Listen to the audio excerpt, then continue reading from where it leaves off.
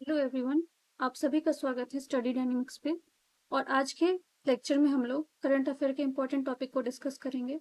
और current affair के उन टॉपिक को डिस्कस करेंगे जो कि अभी आपको रिसेंटली न्यूज़ में चल रहे हैं और जो कि आपके किसी भी एग्जाम, चाहे आप किसी भी गवर्नमेंट एग्जाम के लिए प्रिपरेशन कर रहे हैं, उन सारे एग्जाम के लिए इंपॉर्टेंट है। तो इसमें आज जो है हम लोग कौन कौन से टॉपिक पर डिस्कस करने वाले हैं, उसको एक बार मैं ओवरव्यू उसका दे देती हूँ। पहला तो जो है आपका सब्सिडी से रिलेटेड आपका न्यूज़ में चल रहा है, क्योंकि अभी जो फर्टिलाइजर हैं उन पे सब्सिडी देने की बात चल रही है। तो ये भी हम देखेंगे कौन कौन सा ऐसा है कि जहाँ पे सबसे ज़्यादा सब्सिडी दी जाती है।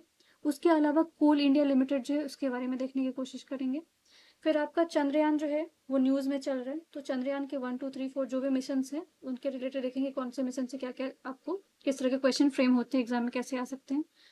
फिर उसके बाद हम लोग देखेंगे कि अभी काफ़ी सारे जो है जैसे कि सिकल सेल एनीमिया हो जाए या फिर आपको टीवी हो जाए, ये सब न्यूज़ में चल रहे हैं, तो उनको लेके क्या क्या टारगेट है, एसडीजी गोल्स जो है उन उसमें किस तरह से इसको रिप्लेस किया गया है।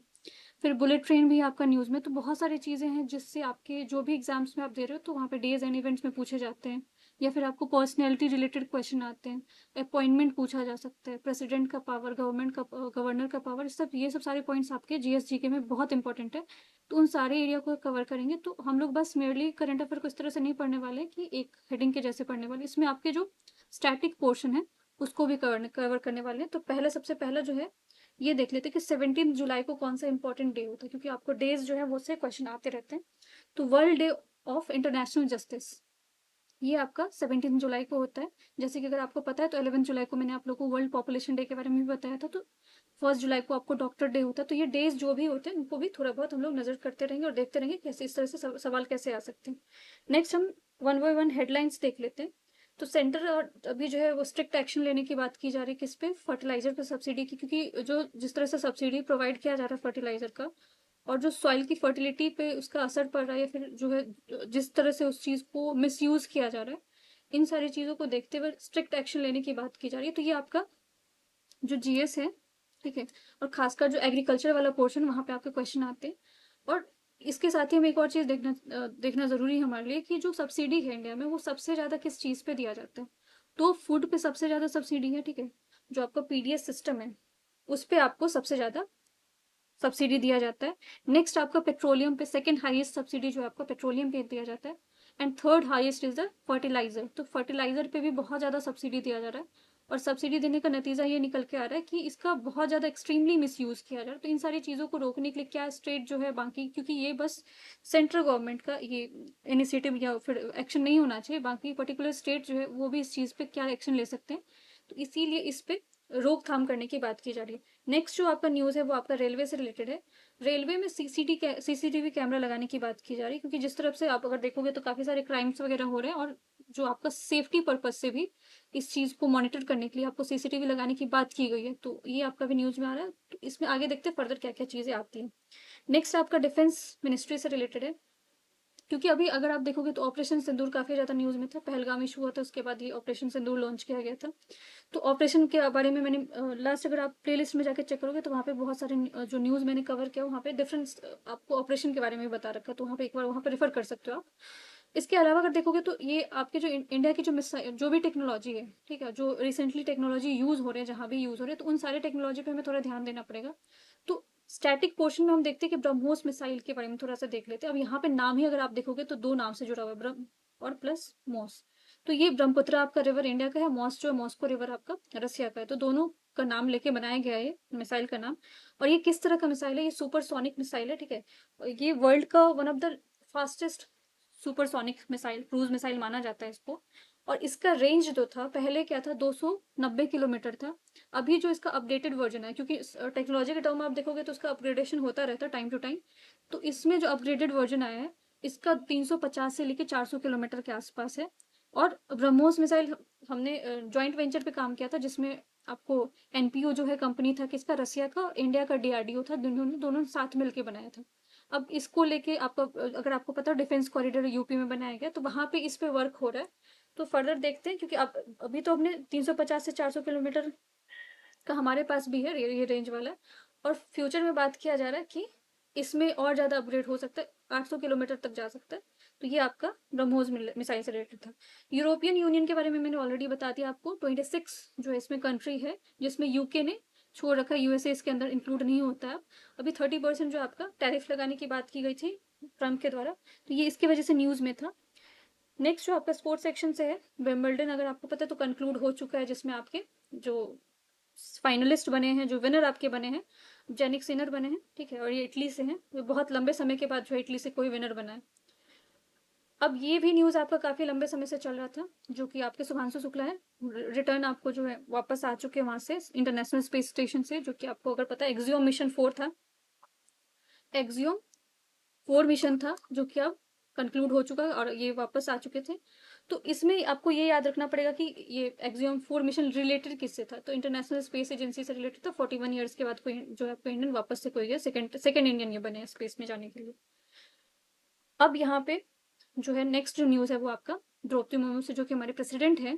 अब ये इन्होंने उड़ीसा विजिट किया था, यहाँ पे आपको एम्स से रिलेटेड कुछ न्यूज़ था। अब यहाँ पे जब जाने के बाद बहुत सारी चीज़ें यहाँ पे आई और न्यूज़ में बहुत सारी इनका काफ़ी सारे इनके स्टेटमेंट है, चाहे आपको वहाँ के हेल्थ सिस्टम को लेके हो सके या फिर उड़ीसा के पर्टिकुलर किसी पर्सनैलिटी को लेके हो सके, तो ये सब अगर न्यूज़ में होता है तो उन सारी चीज़ों पर हमें ध्यान देना पड़ता है। और नेक्स्ट न्यूज़ है आपका अमरनाथ यात्रा से।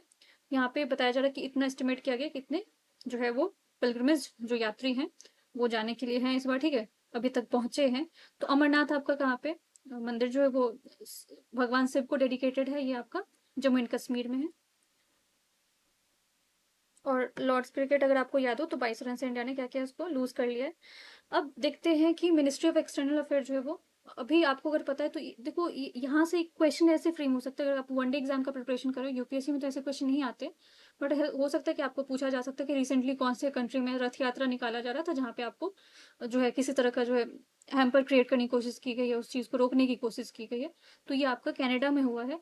और ये तो वनडे एग्जाम के लिए आप रिसेंटली मैं आप बोल सकते हो कनाडा का है, बट अगर यूपीएससी के पर्सपेक्टिव से अगर देखोगे इस क्वेश्चन में, तो आपको इंटरनेशनल रिलेशन में ये काफ़ी इंपॉर्टेंट हो जाता है, क्योंकि हमारा जो रिलेशन है अगर आप देखोगे तो कनाडा के साथ वो काफ़ी ज़्यादा अभी उस पर काफ़ी ज़्यादा इसमें प्रॉब्लमेटिक चल रहा है। आपको देखोगे लास्ट ईयर भी काफ़ी सारे इंसिडेंट हुए थे, जहाँ पे एक दूसरे के डिप्लोमेट को हटाने की बात की गई थी, या फिर आपको इधर जो आपका खालिस्तान वाला इशू है उस पर आपको बहुत सारे स्टेटमेंट आए थे, यहाँ से भी कुछ बोले गए थे, वहाँ से भी कुछ बोले गए थे। तो इस तरह के इंटरनेशनल वहाँ पे अगर आपको आएगा एग्जाम में, हो सकता है पर्टिकुलर कंट्री को लेकर ना पूछा जाए, बट इंडिया का कहाँ से किस तरह से वेस्टर्न वर्ल्ड में क्या किस तरह की कमांड है, या फिर अगर आपको पूछा जाए कि नॉर्थ अमेरिका में किस तरह से इंडिया का जो सिचुएशन है, क्या मतलब रिलेशन किस तरह का है, तो वहाँ पे आप कनाडा का जो है वो एग्जाम्पल कोट करके बता सकते हो कि हमारा उस तरह वहाँ पे क्या क्या चीज़ें चल रही। तो अभी तो रिलीजियस एंगल वाला भी चीज़ आ गया, जिसको डिसरप्ट किया गया, जहाँ पे रथ यात्रा निकाला जा रहा था।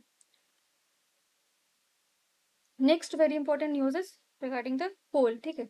अब कोल आपको पता है कि हम काफ़ी ज़्यादा इस चीज़ पर हम डिपेंडेंट है हमारे इलेक्ट्रिसिटी के लिए, ठीक है, पावर जनरेशन के लिए।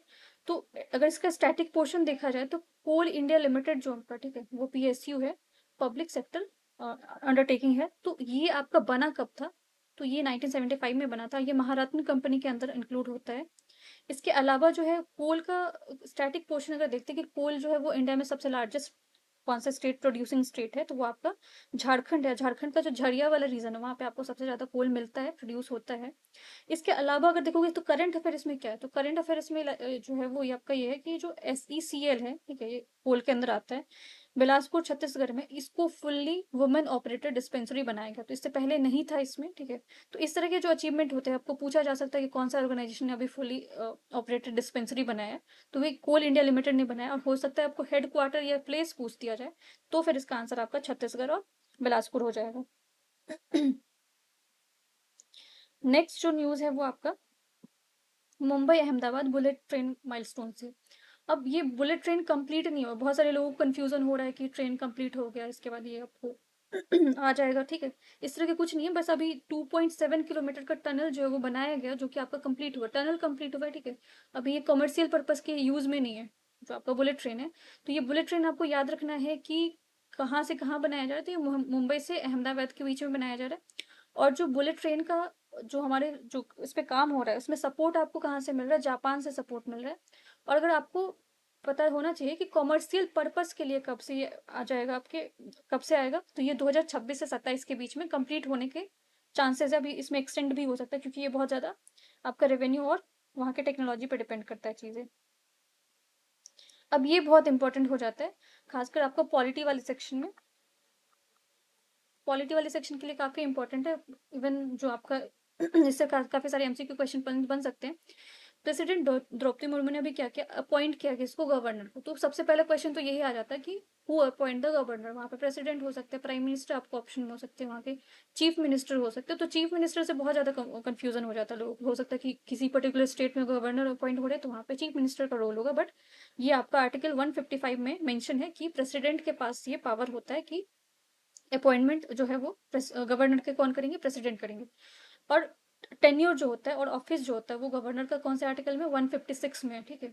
अब यहाँ से एक और चीज है कि गवर्नर आपको काफी काफी ज्यादा न्यूज में, इसीलिए जो गवर्नर वाला पोर्शन अगर आपको याद हो तो लास्ट ईयर भी काफी सारे जो सुप्रीम कोर्ट की रूलिंग आई हुई थी जहाँ पे जो, क्योंकि गवर्नर का कोई टाइम लिमिट नहीं ड्रॉ किया गया है कि वो इतने दिन तक अपने पास बिल रख सकते हैं। तो ये इसको लेकर काफी कंफ्यूजन है। और जो आपका वहां पे दिखता है कि गवर्नर कभी कभार बियॉन्ड पावर भी चले जाते हैं। तो सुप्रीम कोर्ट का रूलिंग आया था, बट वो पर्टिकुलर स्टेट के लिए था, तमिलनाडु के लिए था, बाकी पूरे इंडिया पे अप्लाई नहीं हो रहा था। तो उन सारी चीजों में आप देखो कि थोड़ा जो कॉन्ट्रोवर्शियल चीजें होती है वहां से आपको क्वेश्चन फ्रेम होता है।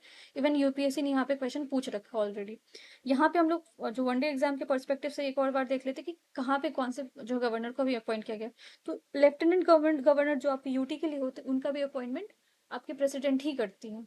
तो फॉर्मर सिविल एविएशन जो मिनिस्टर हैं, ठीक है, पुष्पति अशोक गजपति हैं, जो कि राजू यहाँ कहाँ के अपॉइंट हुए, गवर्नर गोवा के इनको अपॉइंट किया गया। प्रोफेसर असीम कुमार घोष जो है इनको गवर्नर ऑफ हरियाणा किया गया। कविंदर गुप्ता जो है इनको अपॉइंट किया गया लेफ्टिनेंट गवर्नर ऑफ लद्दाख। तो ये याद रखना कि इनका अपॉइंटमेंट कौन करते हैं, प्रेसिडेंट करते हैं। और जो प्रेसिडेंट यहाँ पे आपको दिख गया, ठीक है। तो ये प्रेसिडेंट वाला, प्रेसिडेंट और गवर्नर का पॉइंट था। नेक्स्ट जो है अभी ये कैलाश मानसरोवर को लेकर न्यूज में आया है कि डिफरेंट बैचेस भेजे जाते हैं। अगर आपको याद हो, कैलाश जो मानसरोवर है ये आपका तिब्बत वाले एरिया में पड़ता है, जिसको चाइना अपना पोर्शन बताता है।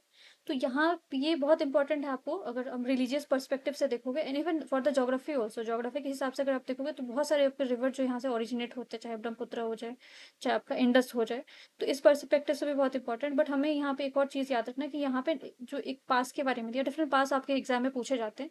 तो नाथुला पास जो है वो कहाँ पे आपका, सिक्किम में, ठीक है। तो नाथुला पास यहाँ पे इंपॉर्टेंट था, इसलिए मैंने बता दिया। और कैलाश मानसरोवर जो है वो भी आपका तिब्बत में, इंडिया में नहीं है, कंफ्यूज नहीं होना।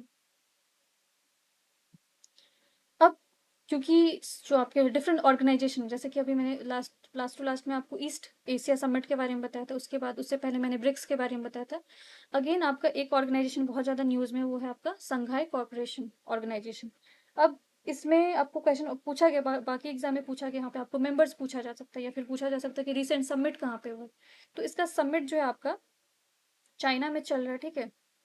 मीटिंग इन तियानजिन सिटी आपका यहाँ पे चाइना में है।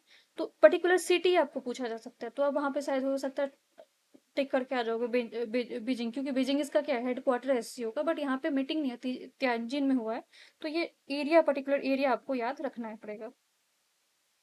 इसके अलावा जो इसके स्टैटिक, क्योंकि हमारे यहाँ पे कौन गए थे विजिट, क्योंकि ये भी याद रखना पड़ता है कि पर्टिकुलर समिट को किसने अटेंड किया था, किनके द्वारा प्रिसाइड किया गया था। तो हमारे एक्सटर्नल जो आपके अफेयर मिनिस्टर हैं, एस जयशंकर, उन्होंने किया था अटेंड। अब इसका स्टैटिक भी देख लेते हैं कि अगर एससीओ को देखा जाए, संघाई कॉर्पोरेशन को देखा जाए, तो बनाया गया था 2001 में। और इसका फाउंडिंग मेंबर इंडिया नहीं था। फाउंडिंग मेंबर में आपका चाइना, उज्बेकिस्तान, रसिया, कजाकिस्तान, किर्गिस्तान और तजिकिस्तान है। तुर्कमेनिस्तान आपको देखे कंफ्यूजन क्रिएट करने की स्टेटमेंट डाल के आप ट्रैप हो जाओगे, बट तुर्कमेनिस्तान याद रखना कि वहां पे नहीं है। और इंडिया भी इसका फाउंडिंग मेंबर नहीं है। 10 मेंबर अभी टोटल हैं, ठीक है, उसमें अपडेट हो सकता है और ज्यादा। बीजिंग इसका हेडक्वार्टर है। और इंडिया और पाकिस्तान ने इसको 2017 में ज्वाइन किया था। रीसेंट अगर आपको पूछा जाए कि रीसेंट मेंबर कौन कौन है, क्योंकि यूपीएससी में ऑलरेडी अभी एक क्वेश्चन आपको अगर याद हो तो रीसेंट मेंबर से पूछा गया था। तो ईरान और बेलारूस आपको याद रखना है, जिसमें ईरान 2023 में इसको ज्वाइन किया है और बेलारूस ने 2024 में ज्वाइन किया।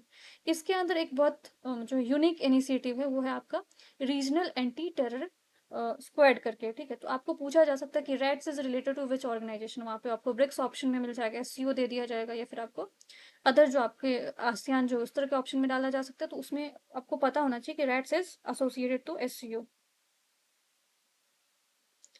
अब यहाँ पे जो आपके नाइजीरिया की फॉर्मर प्रेसिडेंट थे, उनका जो है वो डिमाइस हुआ है। तो इनका नाम है मोहम्मदू बुहारी, ठीक है। तो नाम पर्सनैलिटी वाले क्वेश्चन में आपको पूछा जा सकता है कि मोहम्मद बुहारी जो कौन से कंट्री से बिलोंग करते हैं। तो नाइजीरिया से नाइजीरियन प्रेसिडेंट थे ये। और इसके साथ ही वनडे एग्जाम के लिए याद रखना कि इसका कैपिटल कहाँ पे है, तो आपका अबूजा जो कैपिटल है किसका, नाइजीरिया का। अब यहाँ पे एक again one more personality art and culture से आपके लिए बहुत इंपॉर्टेंट हो जाता है, सरोजा देवी, ठीक है। इनका भी क्या हुआ, डिमाइस हुआ है। इनको पद्म भूषण और पद्मश्री मिला हुआ है। किस चीज़ के लिए, इंडियन सिनेमा में कॉन्ट्रीब्यूशन है इनका। और इसके अलावा अगर देखा जाए तो इन्होंने बहुत आपको कन्नड़ वगैरह, कन्नड़ मूवी में काम किया, तेलुगु हिंदी सब में काफी काम किया हुआ है।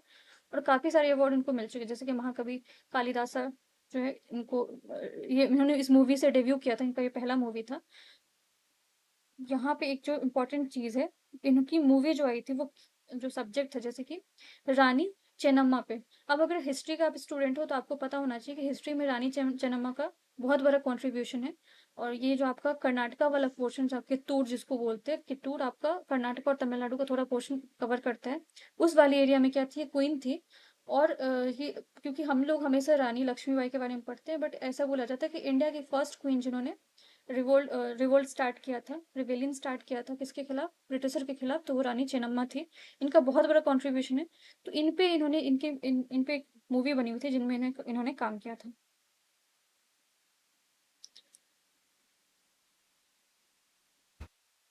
नेक्स्ट न्यूज़ है आपका ईडी से रिलेटेड। अब पॉलिटिकल चीज़ों पे हमें नहीं जाना है कि किसका क्या अरेस्ट हुआ है, ठीक है। अब अगर आप देखोगे तो यहाँ पे ईडी ने क्या किया, आपको रॉबर्ट वाड्रा का केस जो भी है उसमें उन्होंने बताया कि मनी लॉन्ड्रिंग से रिलेटेड केस है। बट हमारे लिए क्या इंपॉर्टेंट, स्टैटिक पोर्शन में ईडी बना क्या था, कौन से मिनिस्ट्री के अंदर है। तो ईडी अगर देखोगे, इन्फोर्समेंट डायरेक्टरेट, तो ये आपको 1956 में बना हुआ था। और ये मिनिस्ट्री आपका किस में आता है, फाइनेंस मिनिस्ट्री के अंदर आता है। तो होम मिनिस्ट्री से प्लीज कंफ्यूज होके मत जाना। दो ब्रांच इसके कहाँ कहाँ, तो यहाँ पे तो एक तो यहाँ पे बहुत मोस्ट प्रोबेबली ना आपको कंफ्यूज करने के लिए, एक तो दिल्ली आपको लगेगा ही लगेगा कि इसका ब्रांच दिल्ली में होना चाहिए, बट इसका ब्रांच दिल्ली में नहीं है, मुंबई और कोलकाता में है। और ये कौन कौन से लॉ को कवर करता है, मतलब इसके इसको पावर कहाँ कहाँ से ये ना ड्रॉ करता है। तो prevention of money laundering case आपका 2002 का पीएमएलए है, केस है, ठीक है, एक्ट है जिसमें उनको पावर मिलता है। इसके बाद फेमा के बारे में आपने सुना होगा, फॉरेन एक्सचेंज मैनेजमेंट एक्ट 1999 का है। और अभी जो इसमें एक ऐड हुआ 2018 में, वो है फ्यूगेटिव इकोनॉमिक ऑफेंडर एक्ट, ये 2018 में ऐड किया गया। और अगर आपको पता है तो बहुत सारे जो आपके फ्यूगेटिव हैं, जैसे कि आपके नीरव मोदी हैं, तो इन सब के इंसिडेंट के बाद है विजय माल्या, तो इस एक्ट को ऐड किया गया। तो ये काफी पावरफुल है, जो आपकी ईडी है, टाइम टू टाइम एक्शन लेते रहते हैं। अब चंद्रयान 3 को लेके है। तो अभी अगर आपको पता है तो ठीक है, हम 23rd को क्या करते हैं, स्पेस डे, 23rd अगस्त को स्पेस डे सेलिब्रेट करते हैं। बट ये जो प्रोसेस था आपका, जो आपको मिसाइल को लॉन्च किया गया था उस दिन, उसका डे कब था, तो ये आपका जुलाई में ही था। तो इस चीज को अभी 2 साल हो गया, 2 साल हमने कंप्लीट किया चंद्रयान 3 का, जो सक्सेसफुल लॉन्च किया गया था ऑर्बिट में। ये जून जुलाई में ही किया गया था, तो इसको हमने 2 साल किया था। बट इसके अलावा स्टैटिक के लिए क्या क्या इंपॉर्टेंट हो सकते हैं, जो कि हमें हमेशा, क्योंकि अगर हम चंद्रयान 3 पढ़ रहे हैं तो चंद्रयान 1 2 3 सब पता होना चाहिए। तो चंद्रयान 1 जो था आपका, वो वाटर मॉलिक्यूल को मून पे ढूंढने के लिए, कंफर्म करने के लिए भेजा गया था, और ये सक्सेसफुल हुआ था, कंफर्म किया था इस मिशन ने। 2008 में ये पहला चंद्रयान लॉन्च किया गया था। चंद्रयान 2 आपका 2019 में आया था, जिसमें लैंडर और रोवर, अगर आपको याद हो तो, क्रैश हो गया था, जो कि सक्सेसफुल नहीं हुआ था। बट इसको 2019 में लॉन्च किया गया। चंद्रयान 3 जो आपका सबसे बड़ा सक्सेसफुल मिशन हुआ था, क्योंकि इसमें क्या था, सॉफ्ट लैंडिंग किया गया था साउथ पोल, जो आपका मून का फार साइड पे। और चंद्रयान 4 अगर देखा जाए तो 2027 का इसका टाइमलाइन बताया जाए, जिसमें हम लोग जो आपका लूनर जो मून है उसके सरफेस पे से सैंपल लेके रिटर्न होने की बात कर रहे हैं। लेकिन अभी ये मिशन लॉन्च नहीं हुआ, तो जब लॉन्च हो जाएगा तब देखा जाएगा, बट अभी इसका एस्टिमेटेड डेट बताया जा रहा है।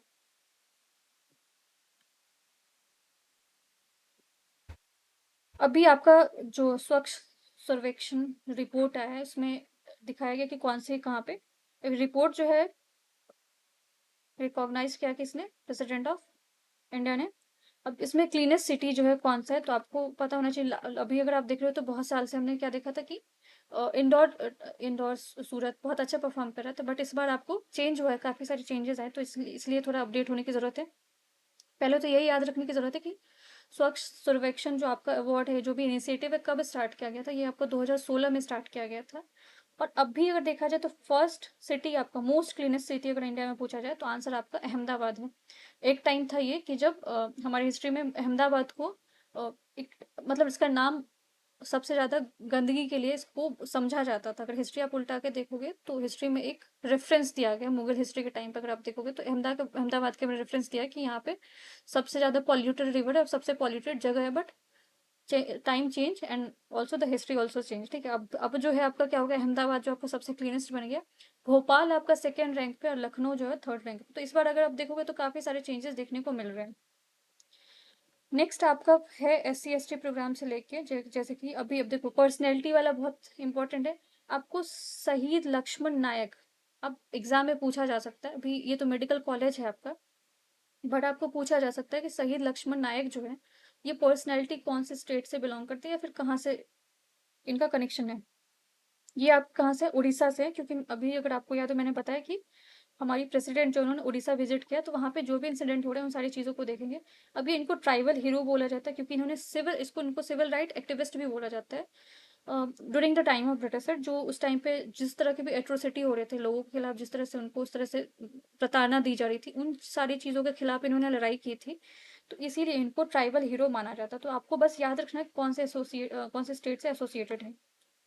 नेक्स्ट जो है आपका, काफ़ी सारे जो डिजीज़ है उन सारी चीज़ों पे, बीमारियों पे बात की गई है, और कुछ डिजीज़ जो है उसके टारगेट क्या क्या है इंडिया में वो सब हमें याद रखना चाहिए। सिकल सेल एनीमिया जो है ये आपका एलिमिनेशन, इसका देखा जाए इसको खत्म करने की बात की जा रही है 2047। अगर आपको याद हो तो विकसित भारत का जो टारगेट है वो भी 2047 ही है। अब सिकल सेल एनीमिया में होता क्या है कि RBC जो आपका रेड ब्लड सेल है उसका शेप जो है वो क्रिसेंट टाइप का हो जाता है। मतलब आपको जो अगर उसका अगर आपने चंद्रमा देखा होगा तो आधा चंद्रमा जैसे होता है उस तरह का उसका शेप हो जाता है। तो इसमें प्रॉपरली आपका जो है ब्लड फ्लो नहीं हो पाता है, जिसके वजह से क्या होता है, काफी सारी प्रॉब्लम होता है, और ये जेनेटिक डिसऑर्डर होता है। नेक्स्ट आपका टारगेट है, जो क्वेश्चन है वो आपका प्रधानमंत्री जन आरोग्य योजना है, जिसको PMJ बोलते हैं। ये लॉन्च आपका 2018 में हुआ था, रांची से लॉन्च किया गया। तो ऐसे कभी कभी तो ऐसे भी क्वेश्चन पूछ दिया जाता है कि पर्टिकुलर स्कीम जो कौन से एरिया से या कौन से सिटी से लॉन्च किया गया, तो रांची से किया गया था। अब ये लॉन्च करने से पहले आपका ग्लोबल स्टडीज रिपोर्ट एक आया था जिसमें बताया गया था इंडिया का जो काफ़ी, अगर हेल्थ सेक्टर देखा जाए तो काफ़ी खराब था उस टाइम पे सिचुएशन। और SDG का गोल अगर आपको याद हो तो 2030 तक हमें अचीव करना है। तो उसको देखते हुए हमने क्या किया था, 2018 में इसको लॉन्च किया गया था। अब इसके अंदर ये था कि आपको पैरामीटर या क्राइटेरिया क्या रखा गया था कि किसके बेसिस पे आप क्या करोगे। तो जो कास्ट सेंसस है आपका 2011, उसको आपका एक जो है वो प्लेटफॉर्म रखा गया था कि इसके बेसिस पे हम लोग क्या करेंगे, लोगों को हेल्थ बेनिफिट प्रोवाइड करने की कोशिश करेंगे, जिसमें आपको पर फैमिली जो है 5 लाख देने की बात की गई थी। और इसमें याद रखने की जरूरत ये है कि प्राइमरी सेक्टर को इसमें इंक्लूड नहीं किया गया, आपका सेकेंडरी और जो टर्शियरी सेक्टर है इसको इंक्लूड किया गया। तो ये आज आपका इतना सारा आपका आज का करंट अफेयर था। और आप लोगों से रिक्वेस्ट है कि प्लीज़ जितना से जितना हो सके इस चैनल को प्रमोट करें, आप शेयर करें, वीडियो को लाइक करें और चैनल को सब्सक्राइब करें। Thank you so much.